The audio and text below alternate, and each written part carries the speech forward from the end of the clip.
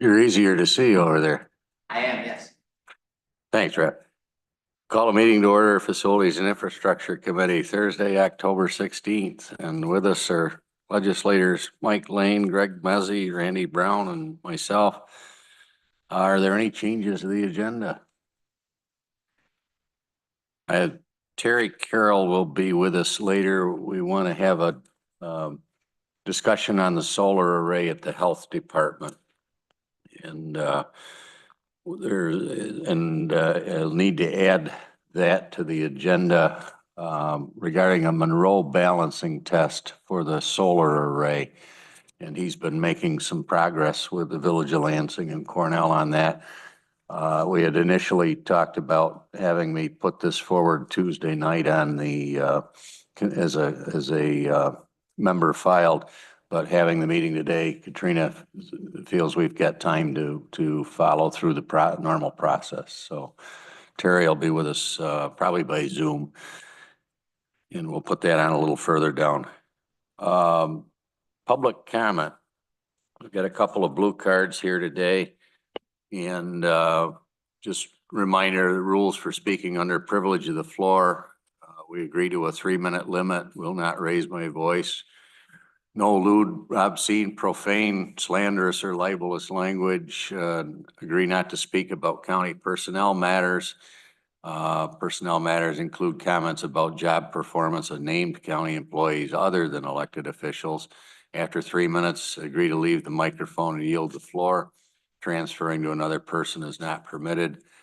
Agree to be courteous and not make comments, gestures, outbursts, or other disruptions while members of the public or legislators are speaking, and agree that if I cause a disruption and am asked to leave, I will leave the chambers. I don't expect that, but those are the normal procedures we follow here. And I've got 2 cards. The first one is from Nicholas, and I apologize, Finelli, from the town of Ithaca. And if you'd like to step up to one of the microphones, please speak to us. Sure. Good morning. I was here a few months ago asking about the potential for a future sidewalk on Pine Tree Road and pointing out kind of how dangerous that intersection was, which I think I was received pretty well at that point. I know things take a long time to get done here. But kind of since I was here, maybe 3-4 months, the signs on both sides of the road have been hit by, assumed by cars or trucks. I actually have photos. The street sign has like completely been knocked down. I mean, this is all recent. It's nobody's fault that it hasn't been fixed, but it just kind of shows kind of how dangerous. And I just went there this morning on my way down here. I got photos kind of both signs down. And even as I was taking those photos, you could see as cars kind of drive straight through the corner. I mean, that wasn't really even what I was intending to take a photograph of. But I mean, my wife stopped walking to work on East Hill Plaza because of that corner, because walking through that corner was just, we live right there. We see it happen every day, multiple times an hour, people just driving straight through the edge there. And so I guess I just wanted to draw attention to that again.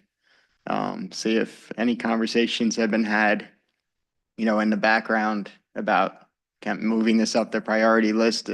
I mean, I think last time I was here, we spoke about kind of how there's a lot of different municipalities involved. It's a county road, but a state intersection and a state road, and it's in the town. And it just feels like there's a lot of back and forth, but I guess I don't know who I should be going to, who I should send these types of images to and things like that to move this forward a little bit.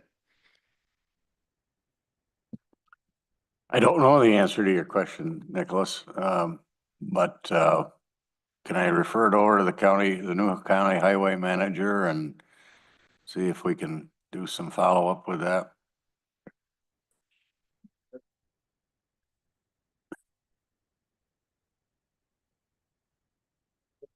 Randy?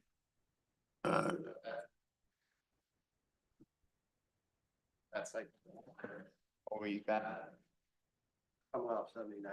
coming off, burn onto Pine Tree Road.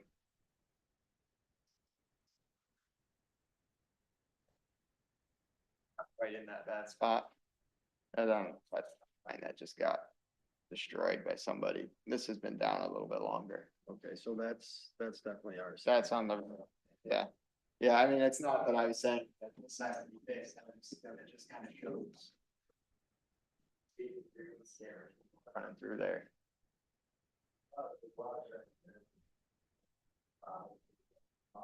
Sure. A lot of times the sidewalks like that would be, have you talked to the town of it? I've talked to everybody now that points me to the next person. Years past.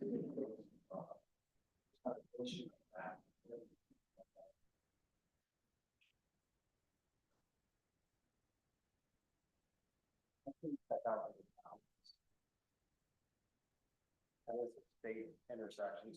Speaking into this. Town and.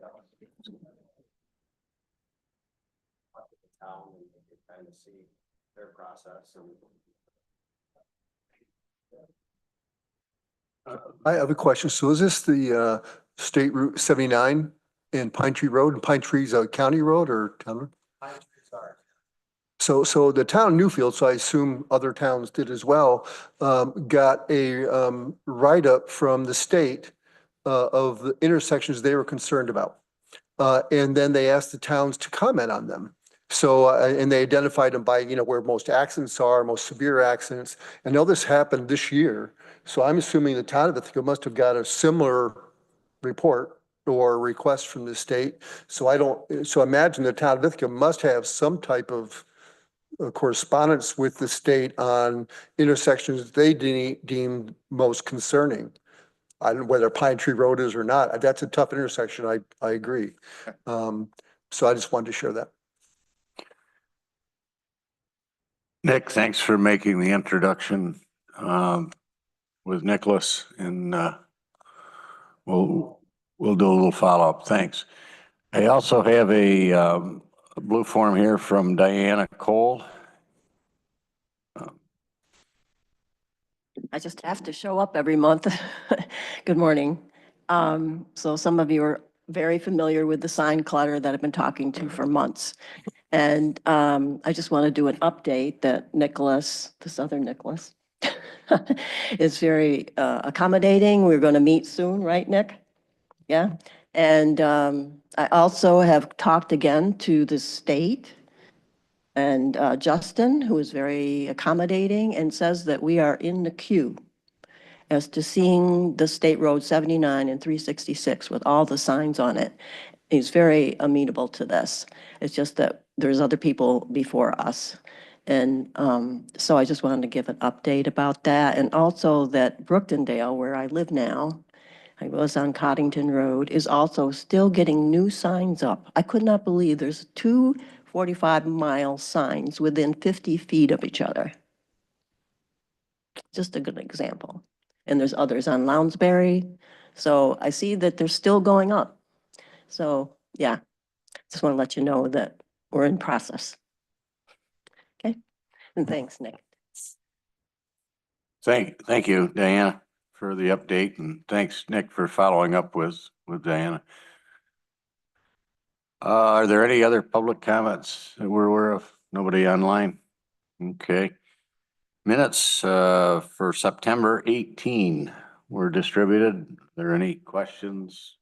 Motion by Randy to approve, second by Greg. Discussion, all in favor? Any opposed? We'll move. Carried. Chair's report. I don't have anything specific today. We've spent a lot of hours in budget meetings for the last several weeks, and appreciate the presentations that have been made by our departments. And I know there will be some follow-up on some of those topics. County Administrator. Thank you very much. I have Norma and Victoria on Zoom. And I have an item here, capital improvement updates, and I'll invite Norma to go through that for us. Norma? Sorry, I wasn't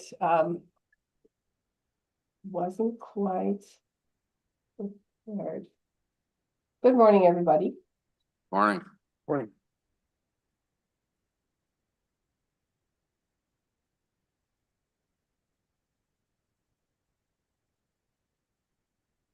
I am not.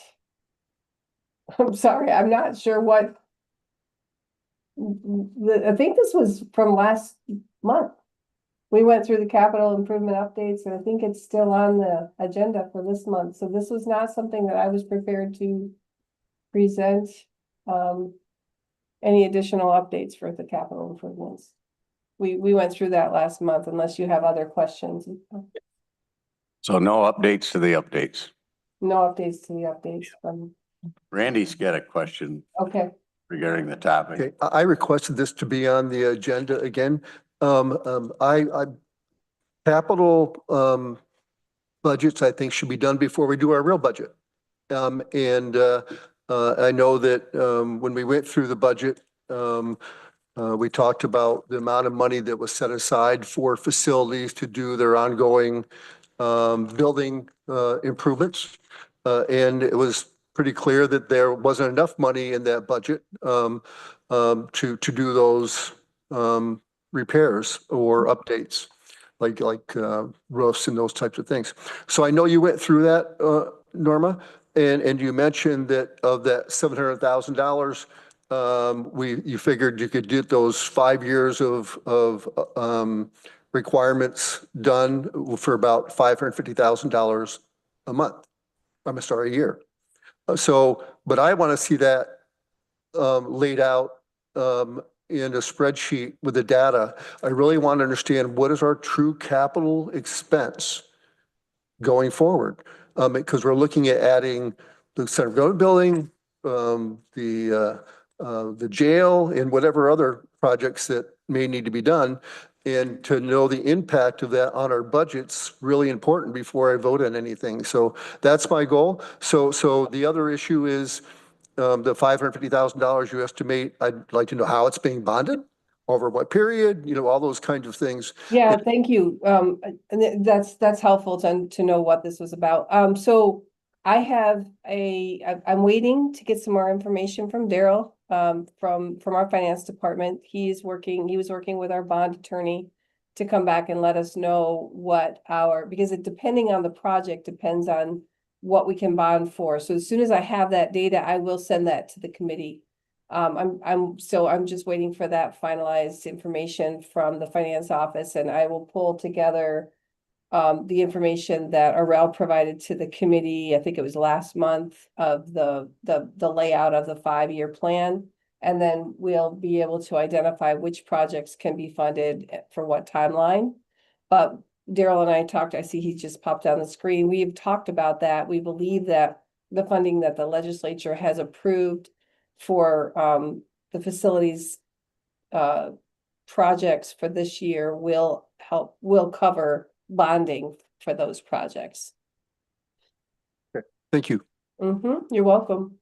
I just also want to add that I agree with you, Randy. I think we have discussed our capital funding and capital budget process, and we are looking into 2026, diving a bit deeper into how our capital projects are funded and executed as well.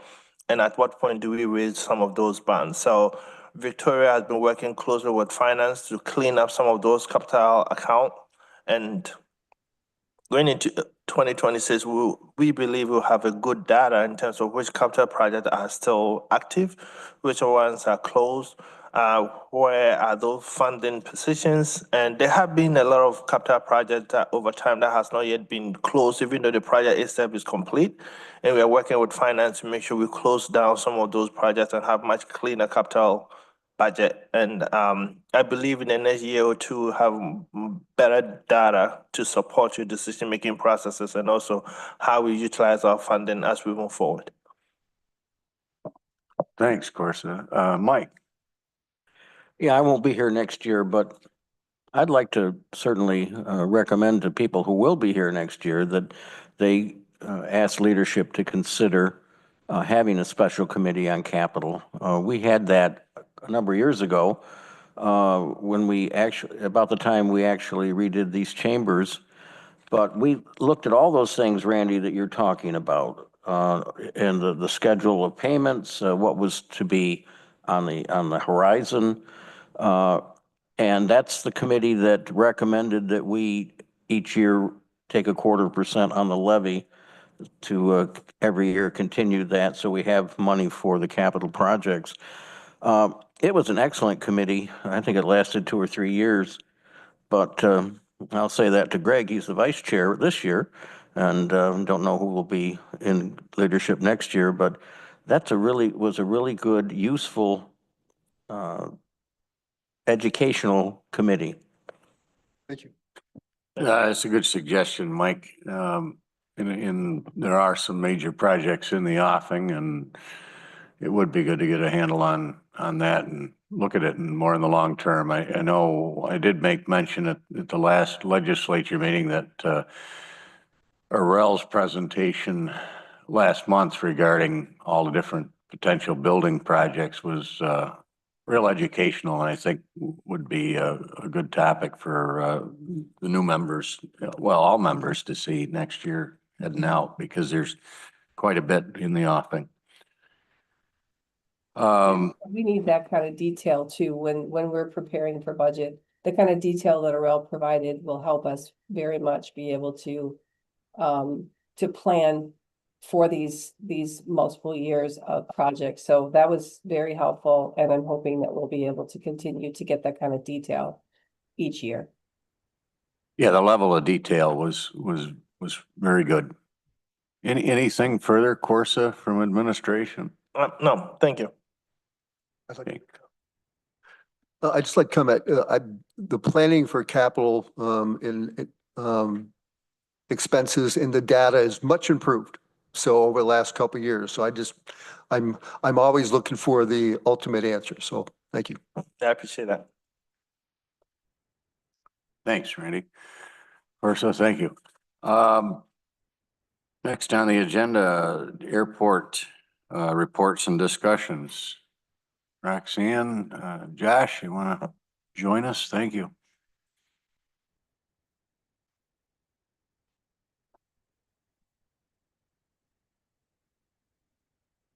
Morning. Good morning. Sunshine. Good morning, everyone. So I'm going to start probably with just a quick update on passenger numbers and stuff. I know everybody likes to hear that. I haven't had a chance to delve into the numbers. I just got the numbers for August in, and September should be coming, so I'll be doing those billings soon. But we're looking at an 81% load factor roughly for United, if not a little bit more. And Delta, we're in the 72 to 74% load factor. So both very good for August. In September, I don't have the numbers yet, but as soon as I do, I'll try to even email them out just so you guys have them. I know that's pertinent information. That's the data I have as far as, passenger numbers. Things have been going well. Josh can probably give a quick update on some of the construction, if anybody's interested in hearing that, what's been happening. How's the third flight to DC going so far? You're 2 weeks into it. Very well. We don't have the passenger numbers on that, but we've had people in the terminal reporting back, or people that have been on the flights that have called. Flights are full, flights are operating well. I think in August, we only had 1 cancellation on United and maybe 2 on Delta. Or delays, actually. I don't even know if they were canceled. So the flights are operating and operating well. Dulles is truly also a good market for us. It gets us out of the Northeast corridor, which coming into the winter months will also be another benefit. But it looks like the third flight has been tracking and loading well. Our consultant, Matt, has been providing that information that the numbers are, we're loading quicker than we were last year with the 2 flights on United or any of the flights. So we don't have the Dulles comparison, but the flights are loading well, and the third flight is so. And the third one's a later morning one, right? Correct. And so really the benefit, if you go on the early morning flight, you can be down to DC and back in a day. Our JFK is doing really well. That was so Chris, our marketing person, has been doing weekly specials, where you can fly. And last Friday's was to New York, round trip, $193, I think it was. So that's, it's a good price. It's quick, you're down and back, and so things are looking good there. Thanks. Mike? Could I just ask sort of a follow-up on that? Are we, with the Trump government shutdown now, are we experiencing any delays that, because of the air traffic controller situations? Not for that, no. And we haven't, so currently TSA is still operating, fully staffed. Our tower employees are a contract employee. So I don't believe that they fall into that. They're Midwest ATC. But our TSA, we have, I think it's 40 employees that are working and have been working. So they aren't delaying them coming into the destination and hubs or anything like that? No, there's been a few delays, but it's been not related to that. I think one was a weather delay and one was a mechanical, but nothing related to that. Yeah. Okay. Thank you. Yep. Randy? I'd just like to say that I think it should be referred to as a government shutdown. And we understand that, Randy, but we understand who is directing it. Never mind. Greg? Well, I'll throw myself into the political mix. Good. We're not playing Kristi Noem's video, are we? No, we are not. Okay. I had received the video and my initial response was, no, we're not playing that. It's not mandated. I also then reached out to Corsa County admin. I said, I don't feel that this is something that should be played. It's not mandated. It hasn't affected anything. So, and Josh and I spoke as well. No. I've had a couple of questions from people in the community already about that, so. Yeah, I've heard from a couple of legislators as well, from their constituents asking, and no. Got it. And I don't know of many airports that are. That was my question too, to the TSA when they called me. Yeah. Other airports are not playing it. To Randy's point, we shouldn't be politicizing a government shutdown. Exactly.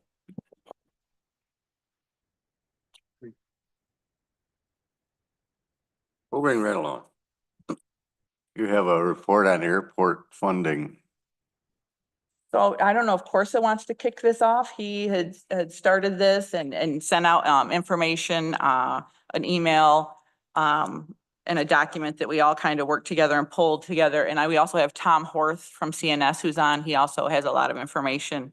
Yeah, I will kick it off by, I believe a couple of weeks ago, during our various conversations, through a public comment and also some legislatures floated the idea of what it would mean to the county if the airport is not operational. So we decided to pull the data to just give us a direct information of what that would mean. And also so that at least it can guide your decision-making process as we move forward. One of the critical elements of this document is not necessarily focus on the economic impact, but looking at the fiscal impact on the county in case the airport is not operational. So we are looking at two key elements of this document in terms of federal grants that we have taken with a commitment to get to have the airport operational, and also the debt obligation that the airport faces at the moment due to some of the policy decisions we made pre-COVID. So in summation, the airport has about $42 million in obligations that we need to meet, whether it is operational or not. So if tomorrow the airport is not active and it's not running, we still have responsibility based on the FAA rules to keep it operational. That means that we will not have the passengers to offset some of the costs. The county will have to pick up the burden, which we estimate that to be around about $4 to $5 million a year. And we need to keep that expense going for at least about 25 years based on some of the grants that we have taken and the loan commitment that we have. On the debt side, I think the current debt balance is about 11 million. We're paying just under 700,000 a year, and that is up to 2045. So that alone puts us on a 20-year threshold in paying that debt off. And also most of the grants that we have taken, what we signed up to is to keep the airport active. And if it is closed, they may come back calling some of those grants back, and we will have to reimburse some of those funding. The airport also support almost about 155 jobs. So in case the airport is not running, there's going to be a lot of people that depends on the airport that are going to lose their jobs. And also, it is really the gateway to the county. We do not have any highways, so if you look at the number of passengers that are flying through the airport, we believe if the flights are here, we will have the population to fly, we'll have the market to fly. That there's a lot of leakages that we are seeing because of the number of flights that we have available. Because based on information that is provided to me, one of the best quarters of this airport operation was the first quarter of 2020. So we were on a very good trajectory until COVID hit, and we are where we are right now. We need to get the airport back to its feet where it used to be. There is some policy decisions that are required.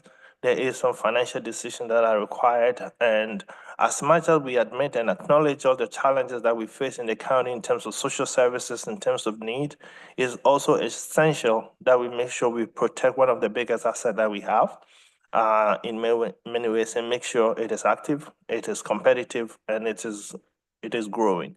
So we try to provide you the data and the information so that it will guide your decision-making processes, how you evaluate policy choices, and also some of the key decision points that need to guide your actions as we move into 2026 and beyond.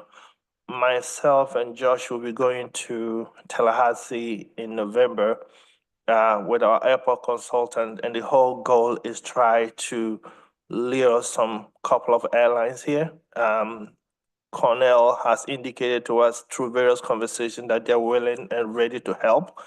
We're going to leverage on that, and at the same time, my first experience in this encounter, this space, was individual airport coming to this event with something that as a tool to attract airlines to look at their facilities. So my hope is that we can go to some of these programs with the real backbone from here to say that the county, the business communities, the largest employers are all behind our goal to expand services and to share the risk with the airlines, and hopefully we can get some of them to return, or some new ones also start services from here. So this document really is to provide you the data and information for you to know the implication of shutting the airport, as some people indicated, and how we should look at the airport not just as a drain on our resources, but as part of our overall economic opportunity that we have to maintain, sustain, and grow. Thank you, Corsa. I had Greg and then Mike had some comments, and I'll follow up with a few. Yeah, thanks for this. I just want to be very clear for the public and for the record that there's no conversation from any airlines about shutting the airport down. There's no conversation from the county legislature about shutting the airport down. There's absolutely nothing in the market that would contribute to the assumption that the airport is at risk of shutting down, et cetera, et cetera. We had a relatively contentious budget process where we heard from many members of the public, and I'll go out on a limb, in my personal opinion, don't understand the economics of said airport. And I think this document does a good job outlining our obligation to the airport. But I hope that this isn't perceived, and I think it may have been by some of my colleagues as a scare tactic for us to put more money into the airport. The decision to fund the airport in the 2026 budget cycle has been made, right? Obviously, amendments can be brought up until the point we vote on the budget. But that plane has taken off. It's left the hangar, right? Fill in the pun. So hopefully this can just be perceived as a data point to understand our obligations and nothing else, because I've seen questions of, is there a proposal to close the airport? No. I was not aware this was under discussion. Well, it kind of was because of our budget cycle, because people have said, well, the airport just shouldn't exist. We shouldn't fund the airport. And so the idea there is, what would happen if the airport were to shut down? This is what that document outlines. You're not suggesting, as the county administrator or as airport administration, that the airport be shuttered, correct? No, absolutely not. Absolutely not. Okay. So this is just so that we have data points around What our it means. obligation. Yes, Okay. absolutely. So I want that to be very clear. This was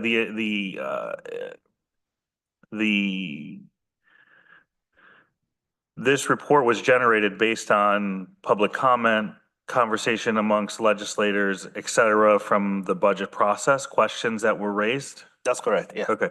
There's no other intent or focus behind that whatsoever? No. Just to get the data out there? Yes, Okay. And this is just factual stated data on what the airport's obligation is based on FAA and other regulatory requirements, correct? that's correct. Okay. This is not an attempt to try to get more money for the airport in this budget cycle, correct? No. Okay. Great. Well, now that we're on the record with all of those things, I think we can satisfy my colleagues' concerns. Mike, go ahead with your questions. Greg, you said that all 3 times. I'm not sure you And will. I agree with what you said, Greg. And the point you want to make is that we're not in danger of shutting this airport down. I do appreciate this deep dive, though, because it's very important that the legislators who will be continuing next year and the new ones coming on understand that. And the more we can help educate people as to the economic purpose of the airport and what it does for our centrally isolated community, I think it's so very, very important.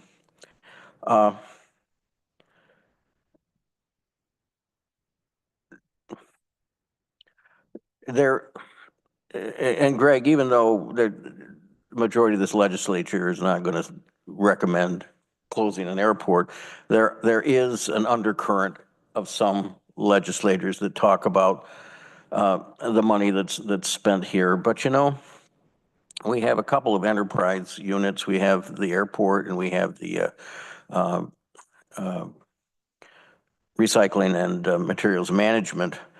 Recycling and materials management receives money from the solid waste fee every year. We don't have anything like that can be a revenue source for the airport from county funders here, other than through the tax situation or from the fees generated by the landing of aircraft. And so that's pretty important to think about that.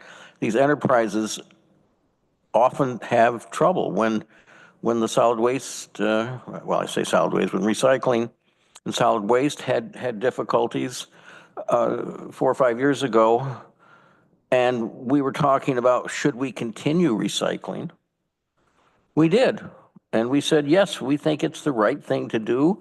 And we significantly raised the solid waste fee to compensate that for it. And it's gone up a lot ever since then. There are people that like one program, don't like another program. A few years ago, it was the highway department that was looked at because it always has a big balance there because it costs a lot to maintain the roads. Asphalt is expensive, and we have to put the money into it for the safety of the public that uses our roads. And I don't think anybody would not want to have safe roads out there. So you're right, Greg. We aren't going to close this airport down, and I think people ought to understand that. And sometimes the discussion at the legislative level may send the wrong message, and we don't want that to happen. So I do think it's so important. And then after I've just done pontificating here for a bit, I want to say ask a question. That is, Corsa, you said that you're going down with Josh to meet with some airport representatives. Wonderful. Have you invited a Cornell rep to go with you? I would say we have had several conversations with Cornell. They has expressed interest in partnering with us on that trip. We have a meeting coming up with them. So I'm very excited with the proactive approach they've been taking within the last couple of months to That's great, because I help think us. So I think if they there's would, significant movement in that area. Yes. if they are saying that what they can do to help us, they can show that this is a concern to them directly. So I think that's great. Absolutely. I will add that one of the most senior leadership in Cornell mentioned to me, let me know which phone number to call, and I will. And it shows that they are demonstrating willingness, and I'm very comfortable with where they are and how much they are willing to work with us to help shepherd the airport. That's terrific. Thank you. Yeah, I agree. I don't think the legislature or enough legislators are for closing the airport or shuttering it. So, and I'm not. So, and there's 3 of us. So far. But I would like, I know it was mentioned that a possibility we're looking at taking over the capital cost of the airport. So if you would add that into the capital plan to see the impact of that, that'd be helpful. So, Thank you, Udo. Well, thank the committee members. Of course, you started out with a 42 million in obligations, and I think just for context on that includes grants and bonds, correct? Yes, so the debt position is about 11 million. That's what we have to pay back. The remaining amount are grants. So they are obligations because we commit to running the airport for 25 years, some of them up to 2045. So if there's any reason for not running or keeping the airport active, some of them will need to be recalled. But even in the last year, we've accepted grants related to the ARF building and runway improvements and Yeah, we numerous other accepted some things. this year. Yeah, Yes. as well as, and I don't know whether the ones that came in through the state program 6 or 7 years ago are considered part of the obligation or not. The state is slightly different, as we ran into with the customs facility. So you can, discuss with them, hardship, or if anything, came to it, it would be a negotiation But process. the point being, we've had many millions of dollars in grants in addition to anything that we have bonded to make these projects happen. Correct. And I just want to say, as we wrap this part of it up, I think it was unfortunate, and I expressed this at the expanded budget committee meeting. And I want you to know, I don't think that, unfortunately, the order of the amendments was what it was, but given the challenge that we had going through those expanded budget committee meetings, I feel badly that the airport was the departure for that process. That I think that it was unfortunate that we had the conversation about the sales tax and the room tax and all of that at that point in time, and it didn't tee things up very well for you. But your follow-up, Corsa, and providing some broader information, I think will be helpful, not only to this legislature, but the next one moving ahead. Excellent, thank you. I don't know if Tom want to add anything, seeing his face. No, I think Corsa and Roxanne did a great job preparing that memo. And certainly I would echo that everything that was presented was in hypothetical context. There was no FAA involvement in preparing that document. Certainly anything moving forward would require deeper conversations with them to validate what would be the true obligations. But I can assure you the airport is doing everything they can. We've seen this happen at other airports during times of financial hardship, and rallying the community for support is exactly what needs to be done. So any other questions, please let Roxanne know, and we can help support however we can. Thank you. I think this is probably a good segue into the next topic, the airport sustainable master plan. And do you want to introduce who you've got with us here today, Roxanne? Absolutely. So we have, we're going to discuss kind of where we are in the process for the current airport master plan. We actually completed the first ever in 2012 sustainable airport master plan nationwide. And I had the fortunate ability to work with Joni Steigerwald at that time. She's working on this one as well. So I'm going to let Joni kick off, and then she's going to hand it over to her coworker.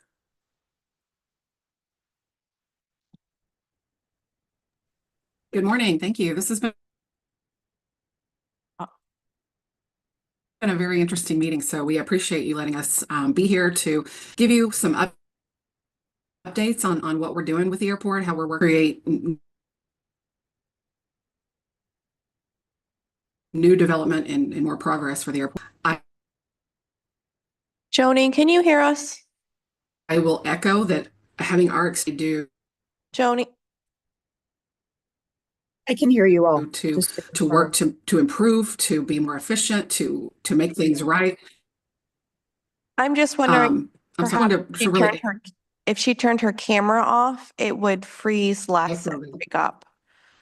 Just a Can you guys hear me? Yeah, Joni, can you turn your camera off? Difficult? You're skipping a little bit. Yes, sorry. Perfect. Any better now? Much better.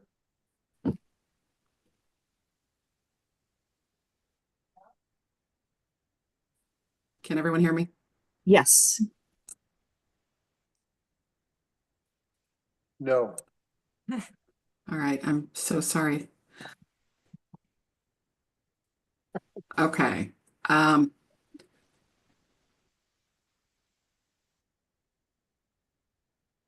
I've had no technical difficulties up until now, so I don't know what's going on. I'm going to share my screen.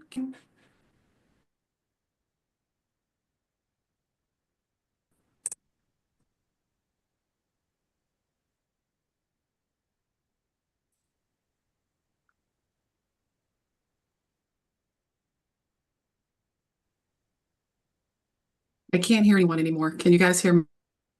We can hear you. We can hear you, and we've got a screen. Okay. You can see my screen? Yes.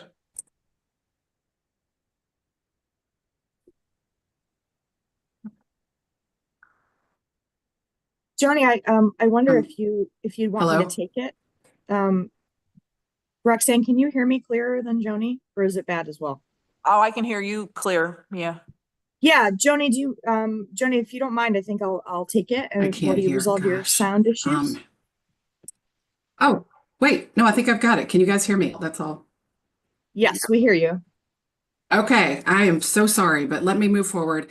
I just wanted to give an overview of where we are with the Sustainable Airport Master Plan, and let you all know that I've been giving updates to the Air Service Board over the last few meetings that we've had during our time working on the plan. But we thought it would be great to kind of expand that and share this with some other committees with the county. So happy to share where we are and what we're doing, because it's a lot of good progress. So for those of you that don't know, an airport master plan is a 20-year development plan for the airport. It is guided by the FAA.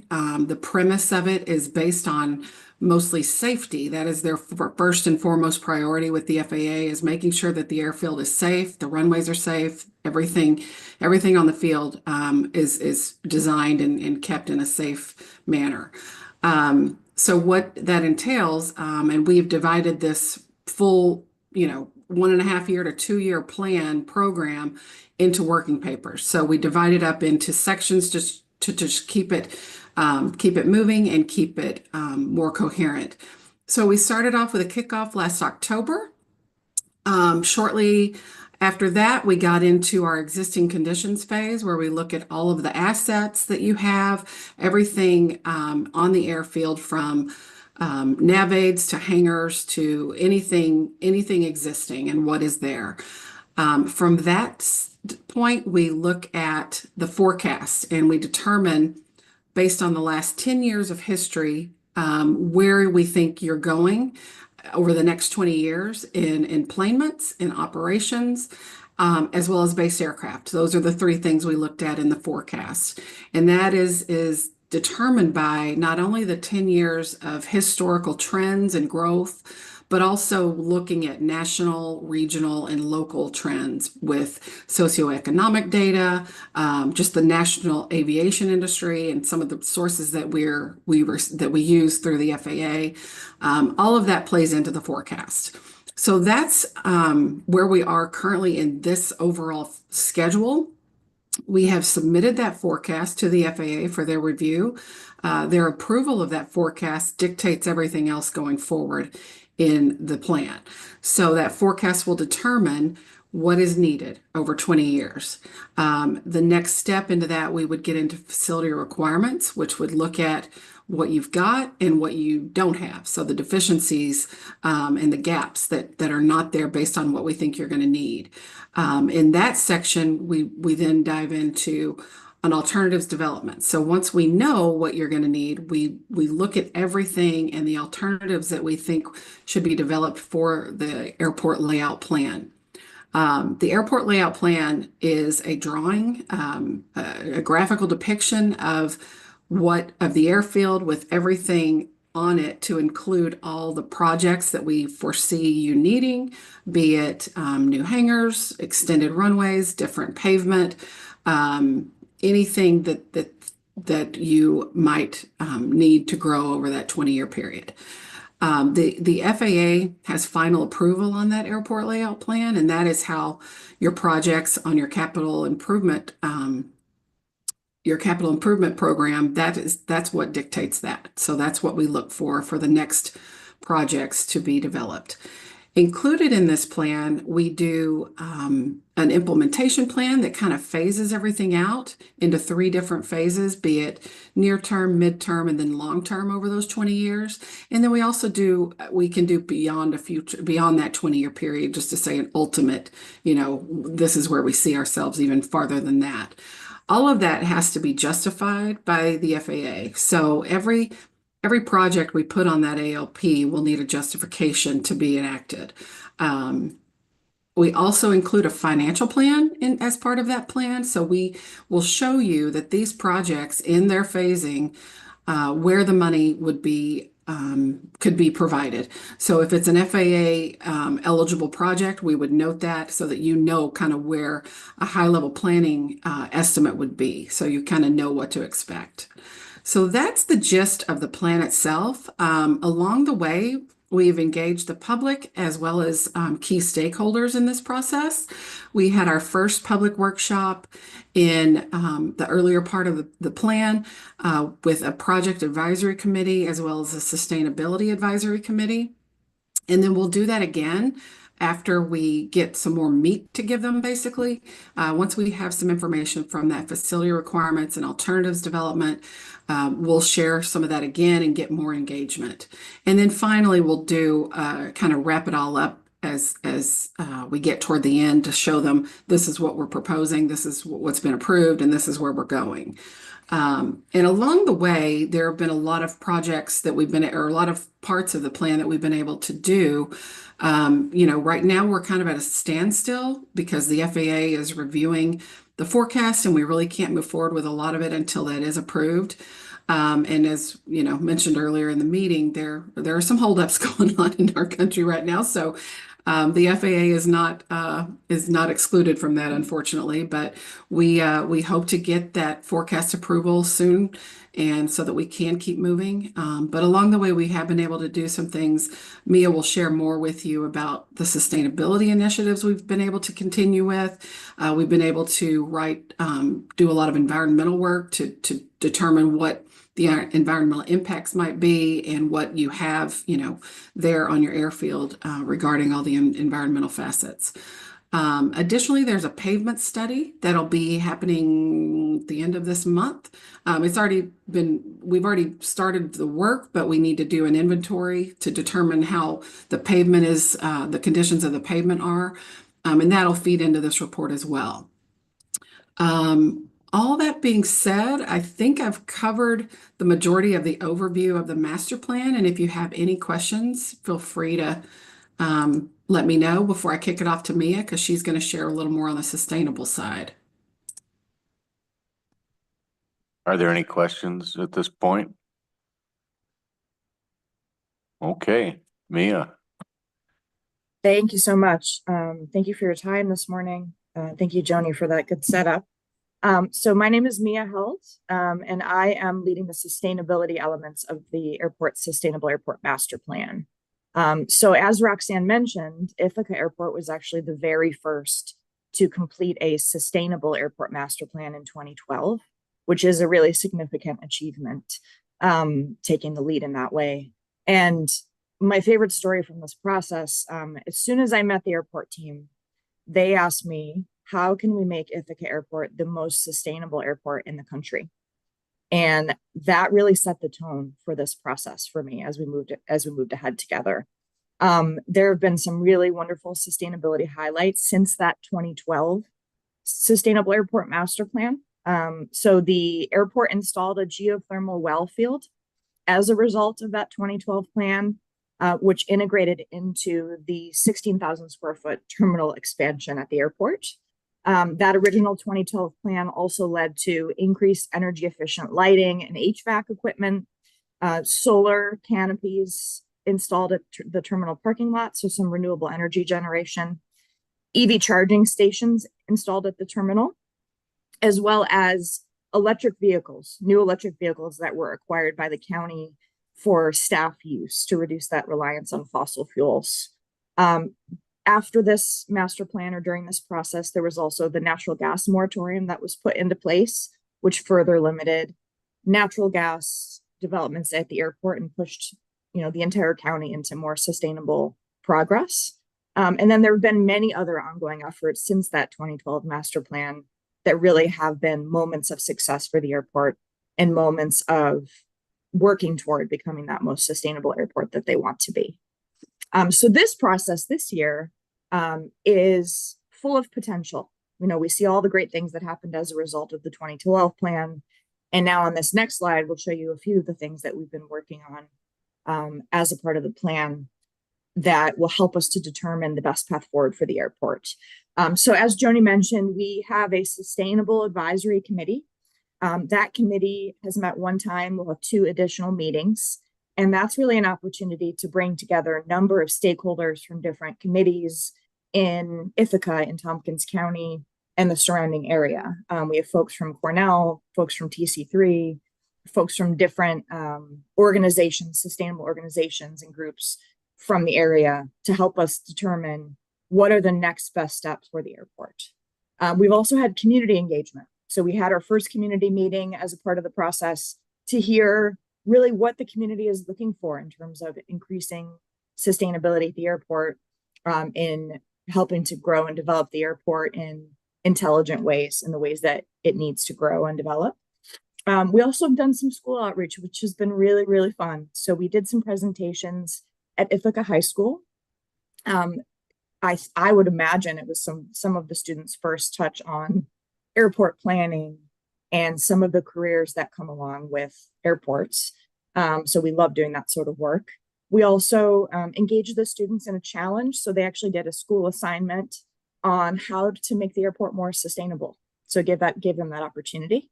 Then we went to the community college. We went to Tompkins Community College and met with some engineering courses about the Sustainable Airport Master Plan to expose the students to this process, but also to get some of their input. You know, they're coming and going from the airport and asking them, what would they like to see? What do they think is possible? And we bring all of that and roll that up into our future recommendations. We also completed a waste and recycling audit. So we dug through the airport's garbage. We did a weighing and a sorting of airport waste and recycling material to understand what is being thrown away that could potentially be saved from a landfill and be recycled or repurposed. We're also looking at what can we do to expand that waste and recycling program? Are there things like composting or food donations that we could put into place to make that waste number as small as possible? And then lastly, our most recent effort has been the internal sustainability charrette. So that was an internal effort with a few key partners that gave the airport an opportunity to think about its vision, its mission for sustainability, its mission and vision for the master plan, and determine where does the airport want to go. And we talked about a number of topics, things like hydrogen fuels, sustainable aviation fuel, electrification. And the airport, true to its word, true to the start of this process, sees itself, advancing on a number of different fronts to really be the most sustainable that it can be. So that's essentially it from me. Joni and I are very pleased to be here and open to any questions from the group if you have any. Roxanne, do you have anything to add before I open it up for questions? I think they covered it. I think, it's a great process. It's something I've been through before, a little less limited, but I think it's a good process. I think it looks at, what we have and moving forward. I think the educational piece was key, getting out in the community. Thanks, Roxanne. Any questions from committee? Well, Mia, Joni, Tom, thank you for the presentation this morning. And we look forward to continued collaboration. Mike. I just want to say, this is part of why we are so proud of our airport. When we decided to become the first green airport in the country, we were surprised that to hear that so many other airports were interested in what we were doing. And I just think with the help of our engineers, we've been doing a terrific job. And we're looking at May 26th for the completion of this. That was our original schedule projection. The FAA lag a little bit on the review, might adjust that a little bit, but we'll do our best to keep on schedule going forward. We the meat of the project, I hate to say it, but the really diving in and going through the alternatives, that takes a little time, and we want to make sure we get it right. So if we have to go a little farther, that's okay. Yeah, we're making sure our budget will accommodate that. We're not, we're being efficient with our time and making sure we do things to keep it on track. If I could ask one more question. I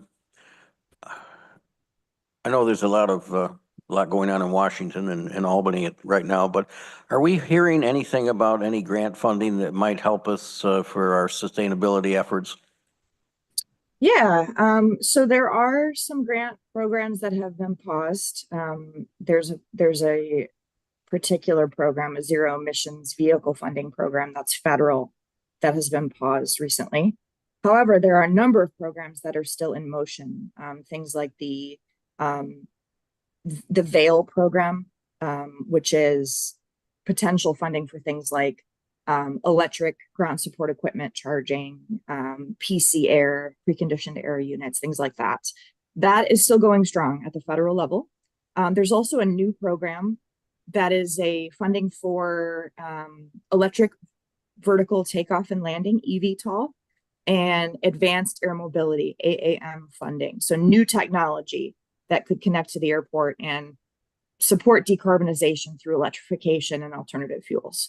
The other really great news is that the states are still going strong. There are state funding programs nationwide that are coming out every day. Just yesterday, a funding program was opened in New York State, and we shared that with the airport to fund electric charging equipment for counties, municipalities, et cetera. So the funding landscape has shifted slightly, but there is still funding in place. And a lot of that is because of safety, like Joni mentioned at the top. There are co-benefits with making things safer that also tie well into sustainability. Safety is a part of that sustainable piece. So there are opportunities, and we're doing our best. Joni and I are doing our best to connect the airport to those to take advantage. We appreciate that. I wonder, one time, Roxanne, there was some discussion about the small equipment, motorized equipment like the baggage tractors and things possibly being converted to or becoming electric. Has anything happened with that? So those are, owned by the airlines. So that's a conversation we've had. I think Josh has probably had the conversation more times than I have with them. Do you want to? Ultimately, when we look at that type of stuff, we have to have the infrastructure in place, right? So that's where Mia was just talking about grants to bring that charging for ground service equipment in. So we don't want to get the cart before the horse, right? We want to make sure we have the infrastructure set up to allow those vehicles to come in. The airlines are moving towards that in airports that already have the infrastructure there. So working with CNS and Mia, see if we can get some funding to, get that infrastructure in place. Then we can, move forward with that conversation. Glad to hear it's still on the radar. Yep. It's also a bit of a field of dreams situation from my perspective. If you build it, they will come. So if we can help the airport to support that charging equipment, we find that the airlines are induced to bring electric equipment to the airport to charge. Thank you. Randy. Yeah, thank you for the presentations. One thing I am concerned about is that we continue to invest a lot of money in capital improvements in the airport, and is it sustainable? Right, so not just the sustainable environment, but sustainably financially. And I think that's where Cornell comes in. And I think that's where I agree with some of the legislators that this is just so expensive for us. And I'm not sure Cornell would come to the table if they didn't think that there was some concern by the county that we can't afford some of these things. So I'm concerned about that. And I realize the FAA kind of sets guidelines. It says you have to do this, you have to do this, you have to do that, whether it's pavement or a fire station or whatever it is.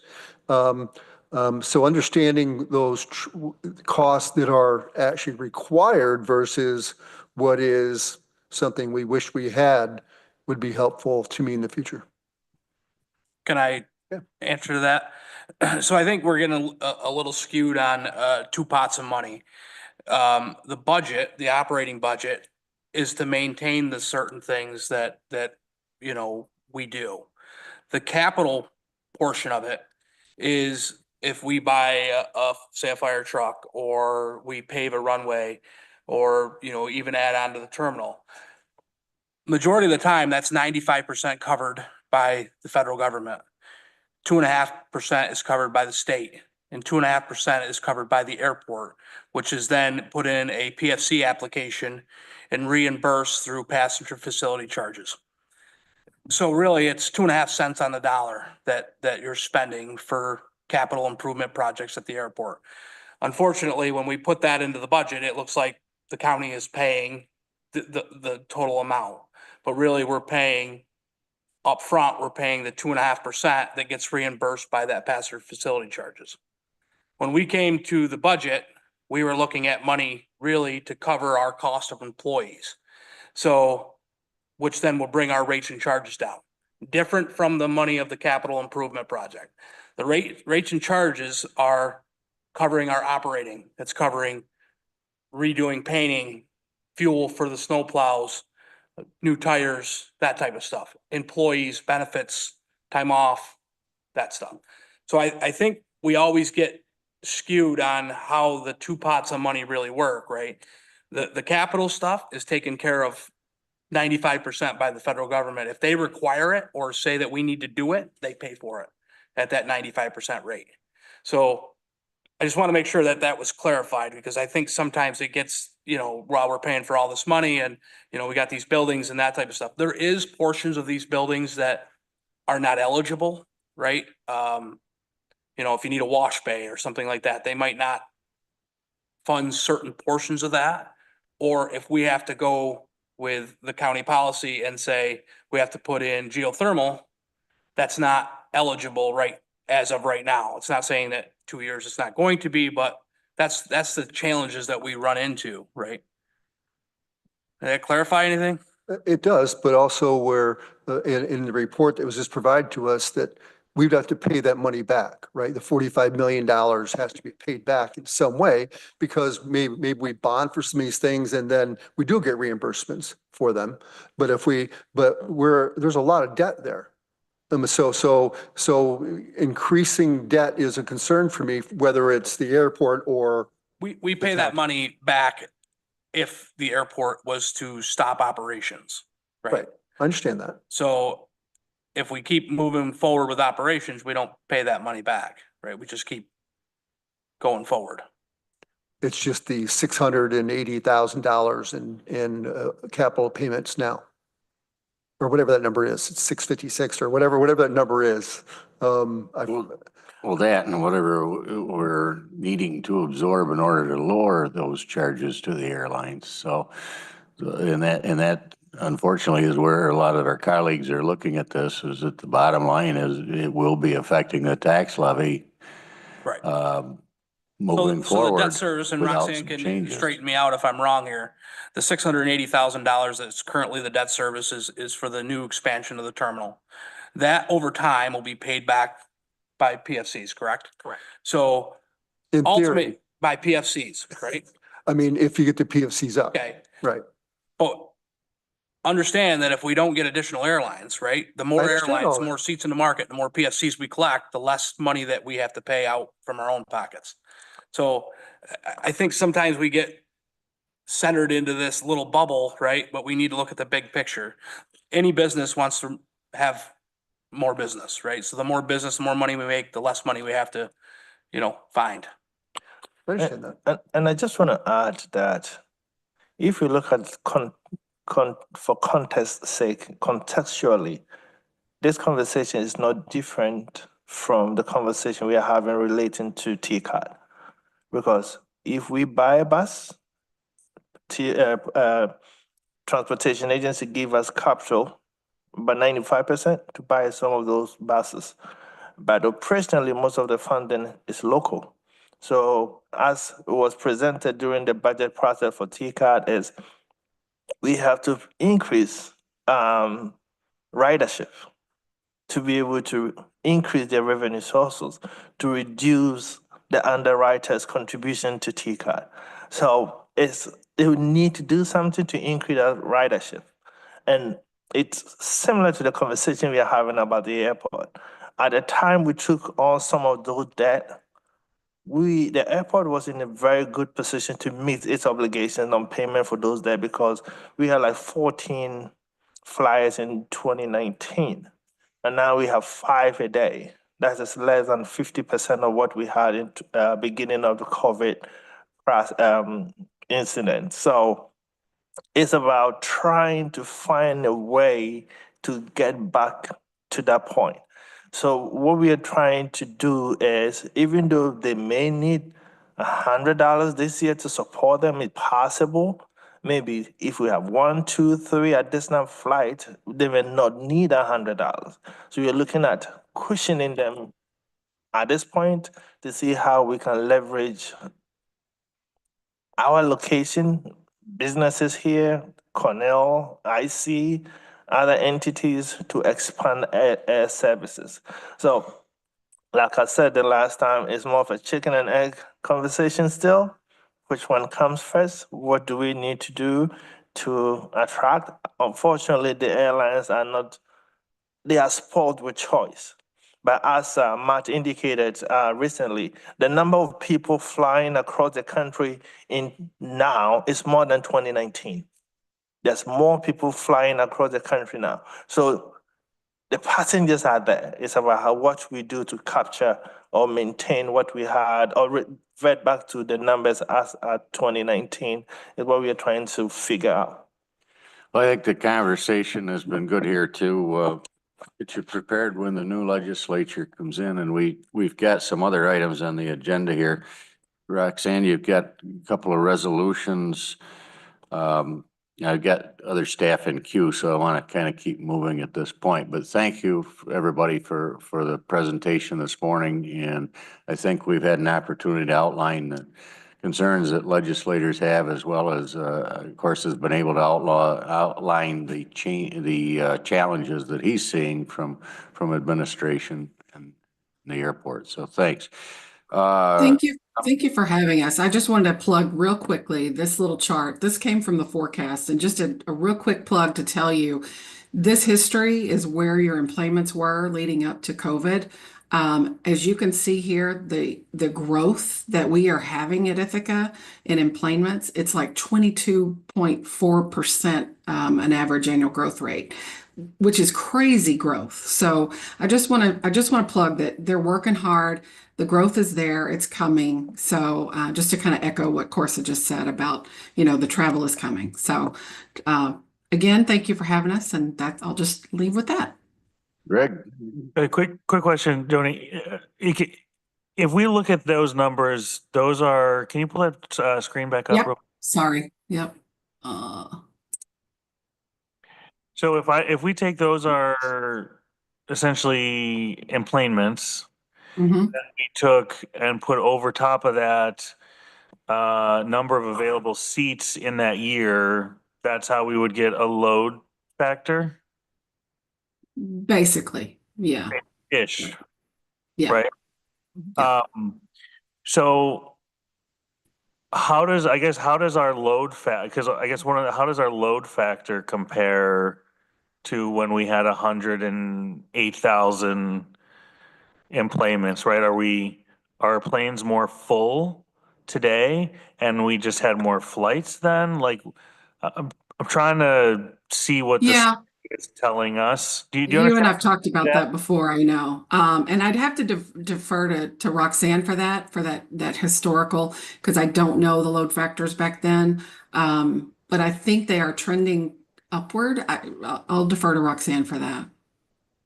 Yeah, so I was pulling that data together and then got pulled onto something else, but from what I gather, I believe our load factor in 2018 and 2019, we were running in the 60 percentile most months, maybe a little bit more, with 109,000 I think we had in 2019. So our load factors are increasing. We have more people flying, on an aircraft, but I will double check that again, Greg. But I think we were in like the 60s and now we're in the high 70s, 80s most of the time. 80s, yeah. The flights per day would also be relevant to the discussion too, I would say. What I'd love to be able to have is just a purely data-driven conversation of, are we more efficient today than we were back then, right? And I use the term efficiency as synonymous with load factor. And what were national averages for airports like ours in terms of load factors then versus now? Where are we as a sort of competitive metric?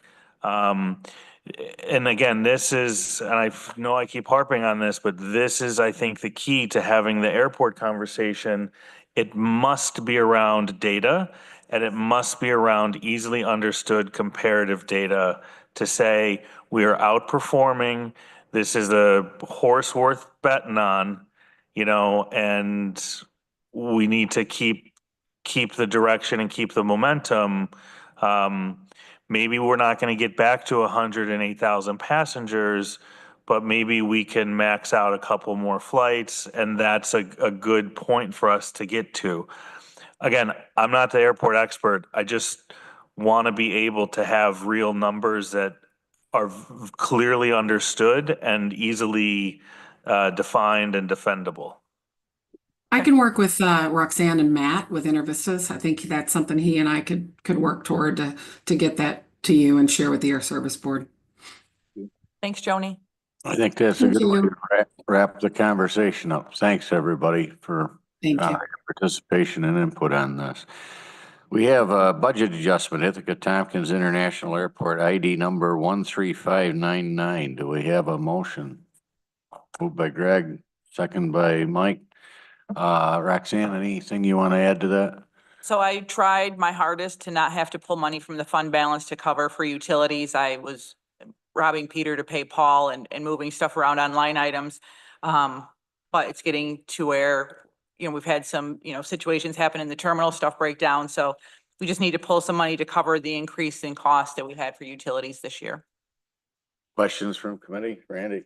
What does it take your fund balance to? Probably right around 400,000, I think was the last, from Daryl. Thank you. Yep. This will get you through the end of the year. Yes. And it might be whatever's left too will then go back into the fund balance. But I just. Right. Mike? Interesting, even with the change to geothermal, our utility rates still keep going up. Probably not as large as they would be without it, but there was a hearing, yesterday or day before at over the town of Ithaca by NYSEG. They're wanting more increases for both natural gas and electric. We're now hearing about the potential shortage from the ISO explaining over the next 10 years, we're not going to have the capacity to generate or to transmit either natural gas or electric that we really need in upstate. Something's going to change, but unfortunately the cost is not going to go down. I'm thankful I've been able to work closely with Terry. He's helped us out a great deal with just looking at stuff and making sure that, we're on point and that everything's working well. And I don't know if, facilities have seen this, but the billing is a nightmare. And then we have, I think we get 9 NYSEG bills at the airport alone. And it's crazy to try to track them and how they've applied payments. And so, but Terry's been a great help in working through that, so. Well, we're hearing that from our constituents and their bills as well. Yeah, it's crazy. Are we ready to vote? All in favor? Are there any opposed? Motion carries. I also have a resolution authorizing a 5-year extension to the Air Service Board, Ithaca Tompkins International Airport ID number 13637. I see a hand from Greg. Moves. Second. Randy? Who'd like to comment on this one? Mike? I think there's an error in line 33 in the resolved. I think that should be 5 and not 2. You are correct. Saw that too. Period of 5 years. Why do we have, Mike, and maybe you can give the historical context on this. Why do we authorize this for a period of time and not just have this be a standing thing, or why does this have to be reauthorized? I don't have an answer to that. I think it'd be fine to have it be a standing thing. Maybe that could be suggested. Does the administration have any? Are other boards, do you do this for other boards? No. I think our deputy clerk is gonna maybe reach out to our clerk and see. I thought everybody had to do this. We'll see what the answer is. Actually, if she's stopped for a second. We could still go ahead without the answer. Yeah. Do you have anything from the Air Service Board? You're a member of it, correct? No, I mean, I think we've made some adjustments to the bylaws, which have allowed the board to function better. Correct. Thanks to this group here and the work of the Air Service Board. I know it can probably be a challenge at times to have a bunch of people sit around and tell you how to do your job better and be collaborative. and ask tough questions, but I think it's what good government needs. And so I think we should continue the activity for sure. Jordan, did you have an answer to that? The clerk and I will do some research on the original resolution creating the board. Okay. And then from that resolution, we can discuss your options. Great. Thank you. Thank you. Are we ready to vote? All in favor? Are there any opposed? Motion carries. Thanks, guys, for being in the hot seat this morning. Thank you, guys. Like to move along to the highway department. Of course, as we bring up our highway representatives, is something you want to announce on the floor here of our new manager. Oh, yes. So Nick has been with us as an interim. He emerged as the ideal candidate. We offered the position to him. He took his time to think about it and decided to sacrifice himself by accepting it. So welcome fully to the leadership team. I'm really excited and looking forward to working with you. We haven't met one-on-one yet after he signed his life away by agreeing. So we will sit together and I'll be able to lay out to him the degree of commitment he's making and figure out how we can squeeze a bit more life out of him. So I'm excited that Nick accepted and we look forward to working with him and getting stuff done.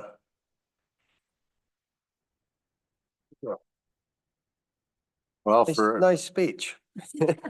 So I can ask the town highway superintendents to simmer down. All is well at the county.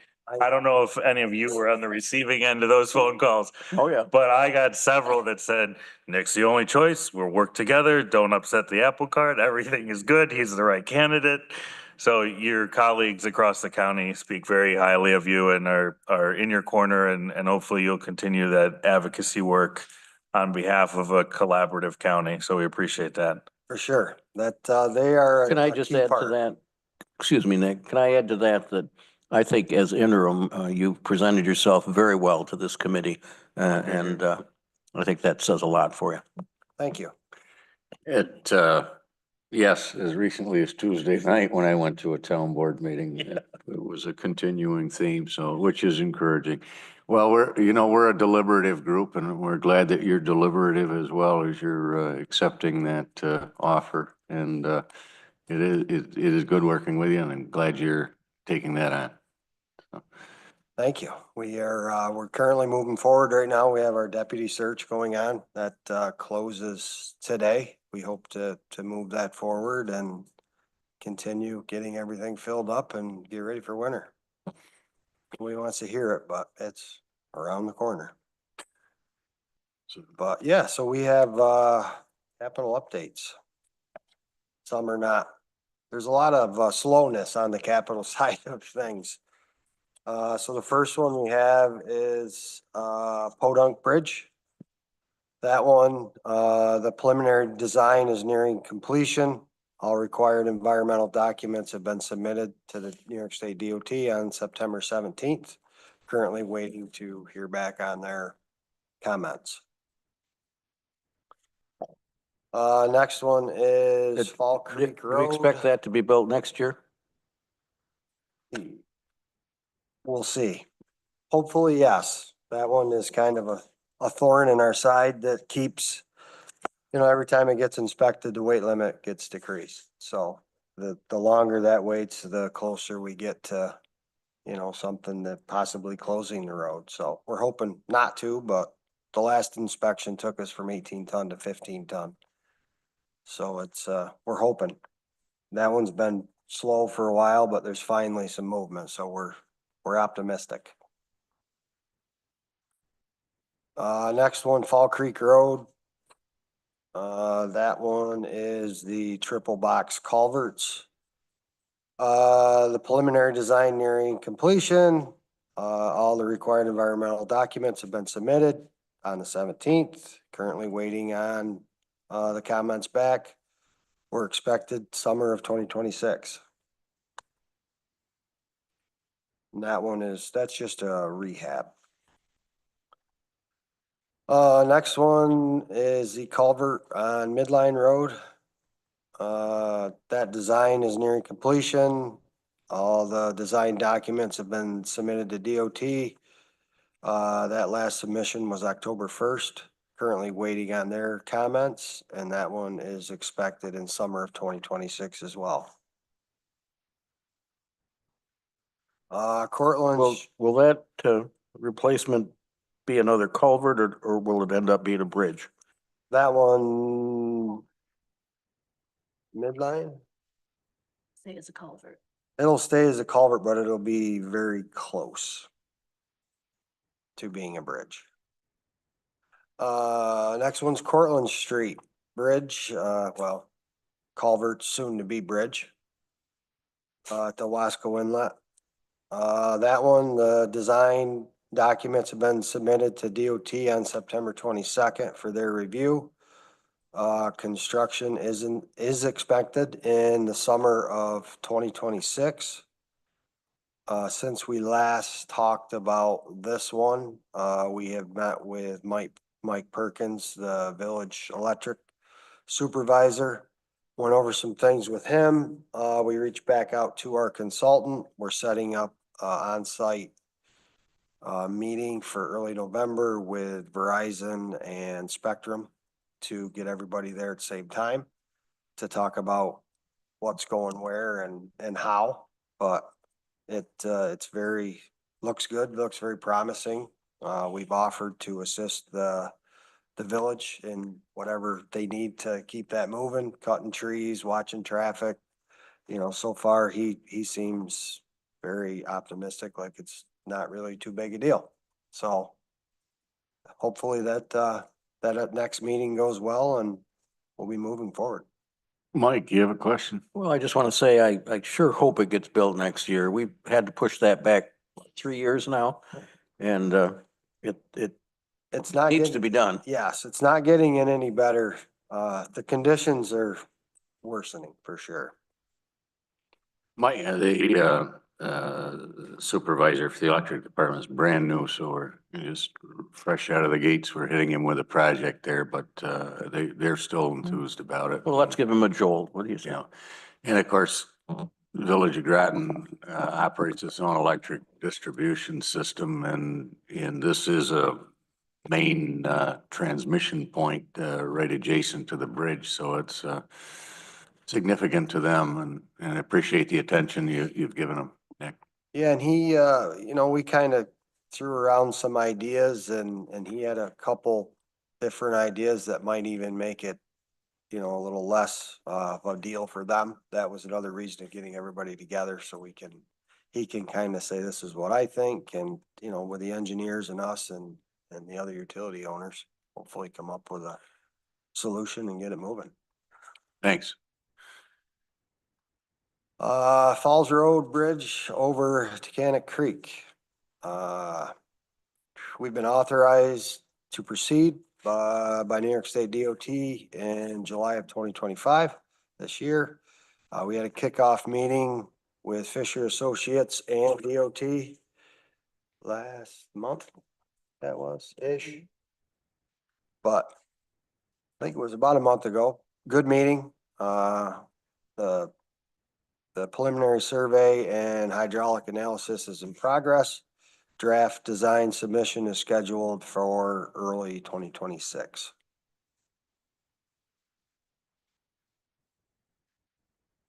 I think that's the last one I got. That was quick. Thanks, Nick. Anything you want to report on the capital payment summary? I don't see anything. There was one amount. I think there was one small one. $1,210. Oh, yeah. Yeah. Nothing too exciting there. Any questions from committee for the highway department? Randy? Yes, thanks, Nick. I think last year and every year you do this, you hire a company that comes out and kind of inspects our pavement and kind of grades it in some way. They look at, maybe, I forgot how you actually grade it, but could you explain how that's working and, So we do that oh, you do that? in-house, Okay. and that is Oh, you do it. Kelly's one, and Shannon, one of our other project managers, do that. And we're gonna do it this year. And this winter, there's a company that is now doing it with AI. They come out with a vehicle that has all the latest and greatest technologies on it. And it is based upon mileage. For us, it looked like about $80,000. And it's every 2 years they do, it's $40,000 a year. Jeff and I actually sat in a presentation earlier this summer from the company at one of our conferences. We're gonna bring them in and see what they have to say and see if it's a good option. One of the problems with the way that we have currently been doing it, it's a program through Cornell Local Roads kind of developed it, but it's based on Kelly's opinion, my opinion, Shannon's opinion. It's not based on a computer that's gonna read everything the exact same way. So it is fairly accurate. It is a lot better than having nothing. So, when we get that done, we'll bring you those results.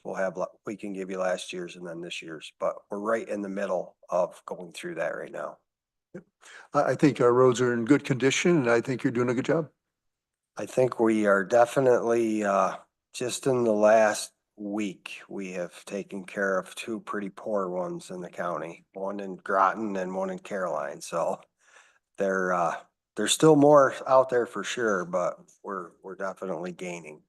I was gonna end with that. I drove the West Groton Road 4 times yesterday and I appreciate you. Kind of nice. Nice job up there, and Yes, that one you was, may have to put some signs up there, reminding people of speed limits before they get done. It's quite a boulevard. I'll be sure to pass on the smooth roads to the sheriff and let him know where to sit. Yeah, I can hear it coming, but it is, a remarkable difference here, and Pleasant Valley Road the same. So I appreciate the attention you've paid out in that corner of the county. Yeah. Greg? Quick anecdotal story. My mom and dad have been living here for the summer, and they're from New Hampshire. And my mom says to me last night, "Who's responsible for the roads in town? You know, how does that work?" And I said, "Well, which roads, Mom?" And she rattled off a couple. I said, "Well, those aren't the county's roads, so we're good." But it's always interesting to hear when people have a road complaint. 9.5 times out of 10, it's not a county road. It's either a state road, well, it's usually a city road. I think very proud, and I think all of us are very proud of the work that we do to maintain our roads. And I think people are starting to be aware of that. And I think we need to do more to make sure people know whose roads are whose and who to call, for certain road repair work that needs to be done. So appreciate all the efforts there. If you ever get any calls about that, actually our Tompkins mapping or mapping Tompkins, I can't remember quite how that is on the website. There is a map that our GIS team actually put together, and I believe you can click on your address or click on where you're talking and it tells you who is maintaining that section of road. Oh, that's really, could you share that link with the legislature, please? Definitely. Thank you. Did you show her the green shoulders while she was here? No. Oh, okay. Thanks, Highway Department. And Terry you. Carroll's on the screen, or will be, and Department of Planning and Sustainability. And Terry, would you like to tell us how you're making out with the whole health solar array? Yeah, can you hear me? Yes, we can. Perfect. And apologies for not being there in person today, but yeah, so we were here. I came before the committee last month to talk about the issue that we had run into at Whole Health with the solar array and the ground lease, and needing a letter from the village of Lansing in order to be able to proceed. The following Monday, I went to the village of Lansing, explained the project, and let them know that if the county were to move forward with the project, it would be through the Monroe balancing test. And if they would be amenable to still providing a letter to Cornell saying they accept the results of the Monroe balancing test, that it wouldn't be contested, and that would enable the county to move forward. They were unanimously in agreement that they would be willing to do it. They were excited about the project. They had some questions about the decommissioning clause that would have to be done with Cornell. That would necessitate us basically dismantling and removing the system if we were to ever vacate that particular property. And they want mention of that in the letter itself. So we'll be working with the attorney's office to draft that letter. But what you have before you is a resolution that would accept the results of the Monroe balancing test that was completed by the county attorney's office. And once we have that in hand, I'll then go to the village, get that letter signed, or that letter done by the village. It'll be given to Cornell, and then we'll just have to negotiate the decommissioning and hopefully can and move forward within, my hope is within the next month, starting construction to kind of meet our deadline. The only other thing I wanted to add is, when we came before the committee last time, you all expressed an interest to see if there were alternatives for the project in case we weren't able to receive a letter from the Village of Lansing, and we did explore those. We looked at potentially doing, redoing the solar array at the Bostwick Road at the Public Works facility, or potentially moving it to the airport. Both of those were potentially viable. There was some hesitation in regards to the timeline itself, but the bigger issue was that it would result in some dead money, essentially money that had already been spent on equipment and on designs for the project at the health department. And that was going to be upwards of six figures is what Johnson Controls let us know. And so this was definitely the preferred option so that we didn't, waste any potential funding that we had. So good news. I'm happy to answer any question. Thanks, Jerry. Why don't we get the resolution on the floor? Resolution Monroe Balancing Test Whole Health Solar Array, ID number 13646. Is there a motion for that? Greg, second by Randy. Questions for Terry? I have a question. Randy. Terry, thanks for working this. I know it was a balancing act to go along with the balance. Is there a cost to the county for any of this? So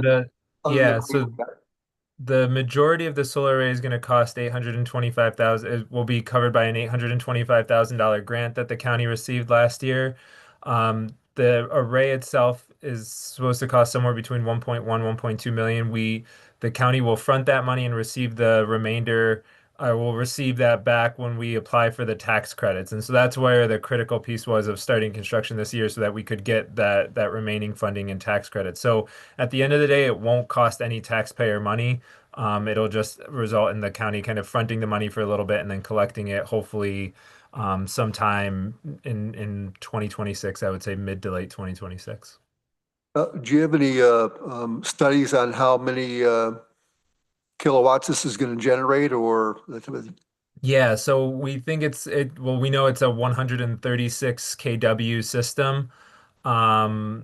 It's going to produce roughly 150,000 kilowatt hours a year, right around there. So it's a fair amount. If you consider that our electricity is probably around 10, 11 cents a kilowatt hour.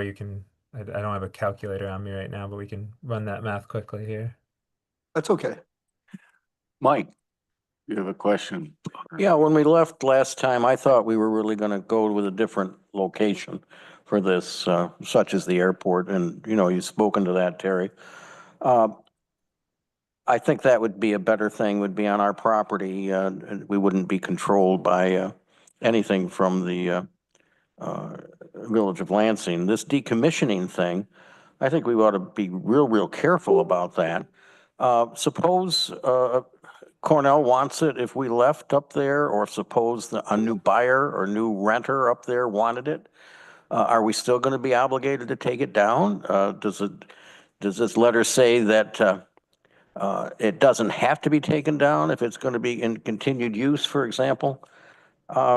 Yeah, we're still negotiating that language with Cornell and what it exactly will say. I think there's a desire to have it be taken down no matter what, because in essence, by using the Monroe balancing test, we're avoiding going through their approvals process and seeking a variance.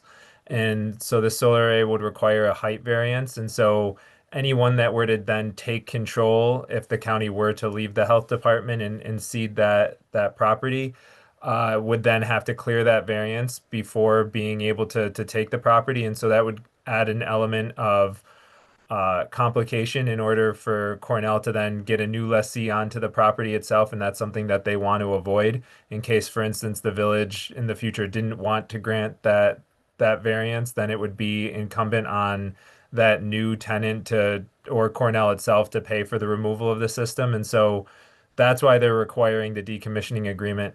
I'll note that our current lease runs through 2068 for it at the health department, with an additional 40 years that are potentially possible.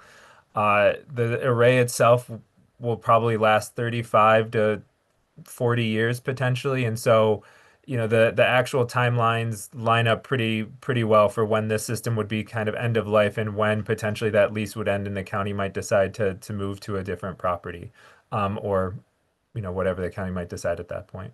I've always objected to the towns or villages trying to control us and wanting us to go through their planning or zoning issues.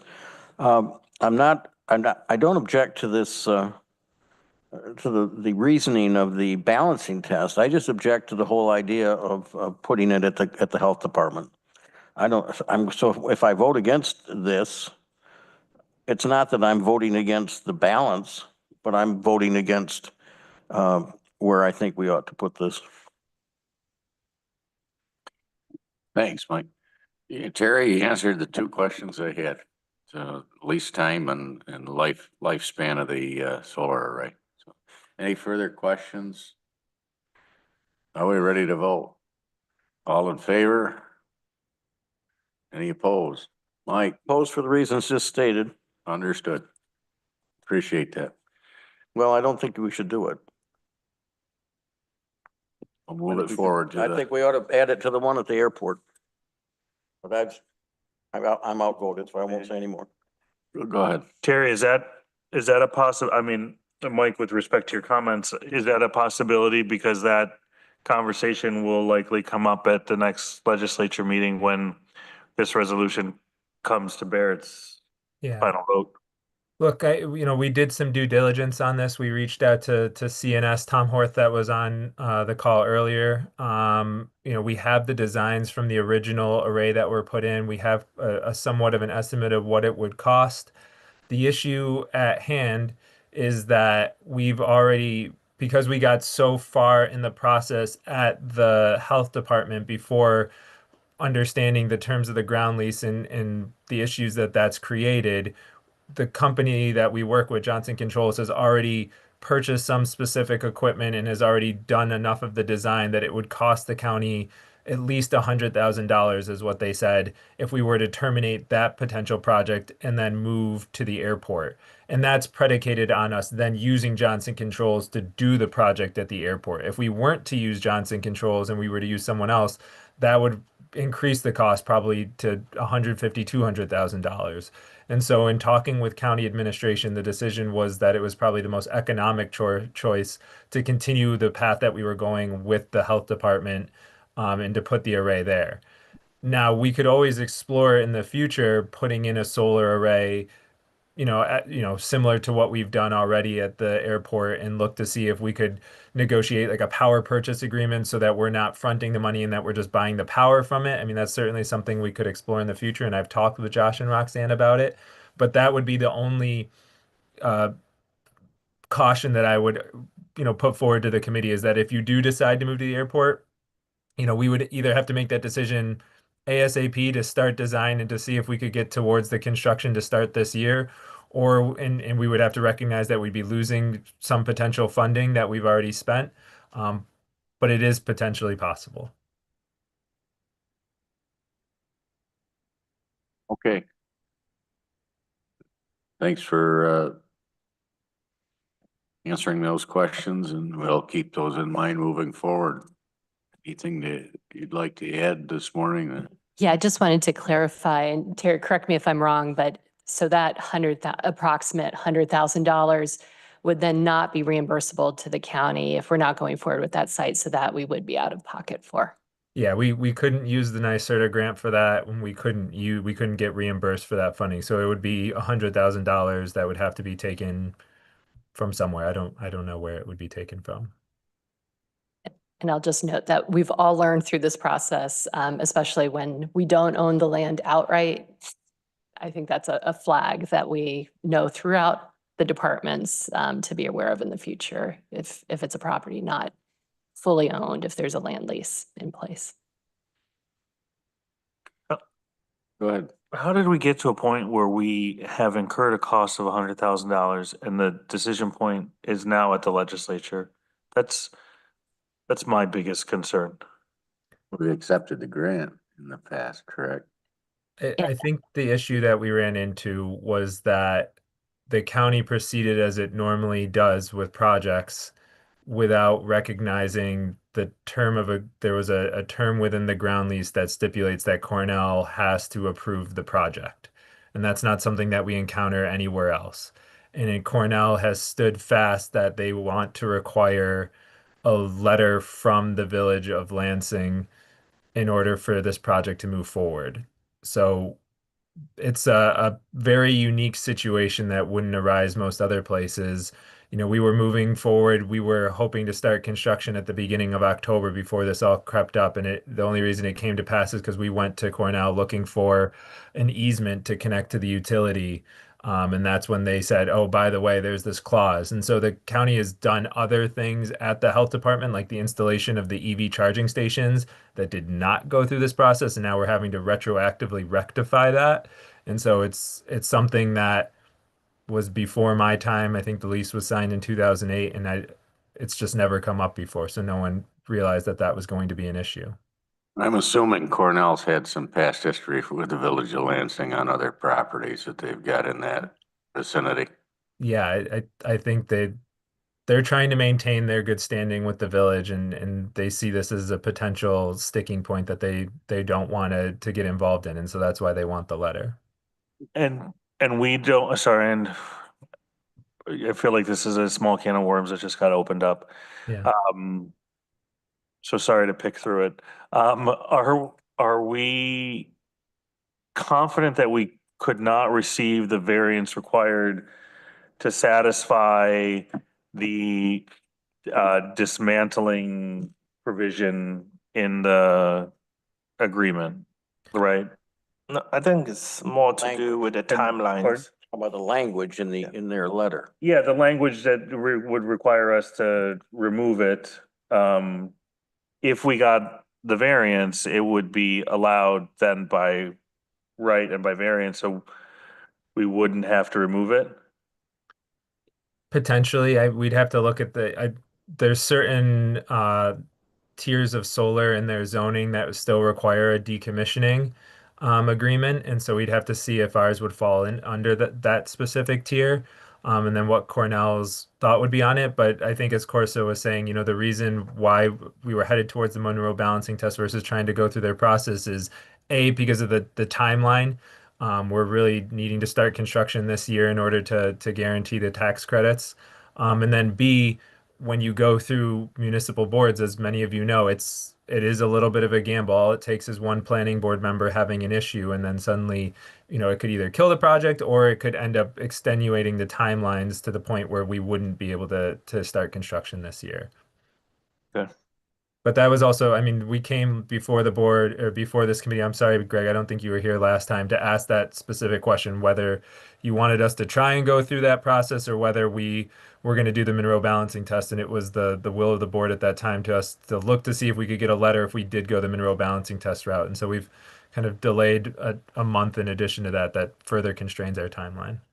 Yeah, no, I'm all, like, listen, I love the Monroe balancing test. I'm all for it. But I just wanted to, sorry, I was out of town. So thanks for clarifying. You'd never get through a review in a local board without addressing the dismantling of the array eventually.